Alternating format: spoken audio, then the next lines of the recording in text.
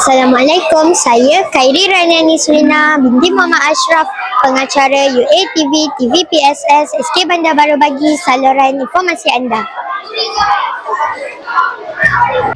Pada 25 November 2025, pihak Sekolah SK Bandar Baru Bagi telah menganjurkan program lawatan sambil belajar ke Kidzania Kuala Lumpur. Program ini bertujuan memberi pendedahan awal kepada murid tentang dunia kerjaya, kemahiran insaniah serta pengalaman pembelajaran berasaskan simulasi pekerjaan sebenar. Kidzania merupakan taman tema pendidikan yang menawarkan lebih 90 aktiviti kerjaya interaktif dalam persekitaran yang selamat dan menyeronokkan.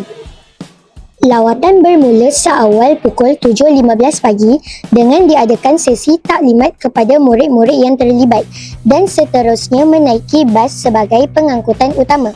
Seramai 76 orang murid yang terlibat dan 12 orang guru pengiring.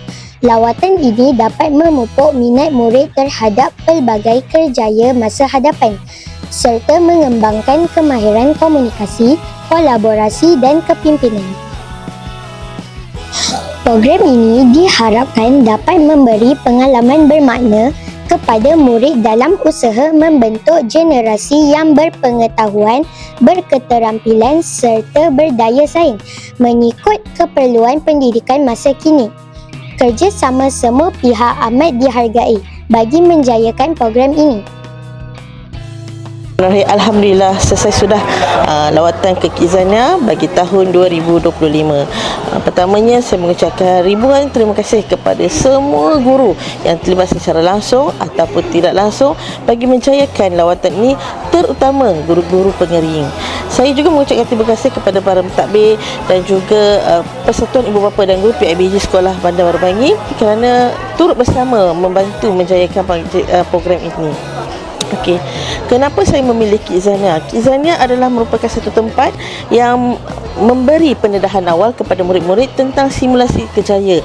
Jadi di situ murid bukan sekadar bermain, tetapi mereka mendapat ilmu macam mana untuk melakukan atau melaksanakan tugasan yang berkaitan dengan kerjaya yang mereka pilih, seperti bomba, ada bakery dan doktor dan pelbagai lagi lah. Ada lebih 38 jenis pekerjaan yang ditawarkan. Okey, simulasi pekerjaan yang ditawarkan di Kidzania. InsyaAllah kita akan buat lagi pada tahun-tahun yang kehadapan.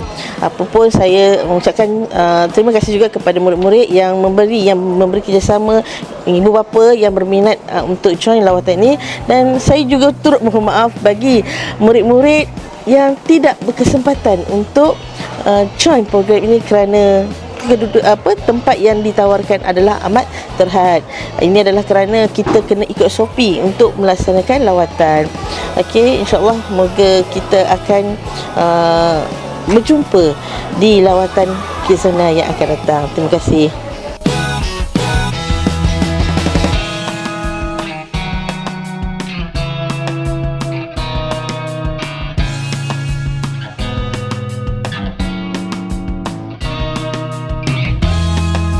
Semoga dengan adanya program seperti ini, ia dapat membina semangat bekerja dalam pasukan, kreativiti dan keyakinan diri murid-murid.